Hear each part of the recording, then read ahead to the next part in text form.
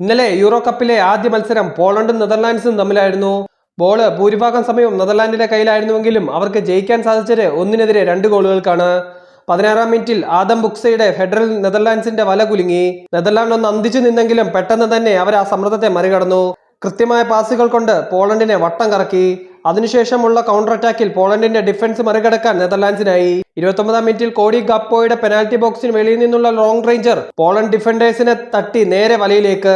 പിന്നെ കളി നടന്നത് പോളണ്ടിലെ ഹാഫിലാണ്. പക്ഷെ അവസരങ്ങൾ ഉണ്ടാക്കിയെങ്കിലും അതൊന്നും ഗോളിലേക്ക് എത്തിക്കാൻ നെതർലാൻഡിനായില്ല. ഒടുവിൽ 83-ാമത്തെ മിനിറ്റിൽ വൗട്ട് വെങ്കേഴ്സിന്റെ തകർപ്പൻ ഫിനിഷിംഗിൽ പോളണ്ടിനെതിരെ നെതർലാൻഡിന്റെ 2ാമത്തെ ഗോൾ. പിന്നെ കളിയിലേക്ക് തിരിച്ചു വരാനുള്ള സമയം പോളണ്ടിനെ സംബന്ധിച്ചില്ലായിരുന്നു. 95-ാമത്തെ മിനിറ്റിൽ നിക്കോളാസ് സലൻസ്കി പെനാൽറ്റി ബോക്സിന് വെളിയിൽ നിന്നും ഒരു ബുള്ളറ്റ് ഷോട്ട് നെതർലാൻഡിന്റെ പോസ്റ്റിലേക്ക് അടിച്ചെങ്കിലും അത് വളരെ വിദഗ്ധമായി ഗോൾ കീപ്പർ രക്ഷപ്പെടുത്തി. അതോടെ ഫൈനൽ വിസിൽ മുഴങ്ങി. അവസാനം വരെ ആവേശം നിറച്ച കളിയിൽ 1-നെതിരെ 2 ഗോളിന് നെതർലാൻഡ് വിജയിച്ചു.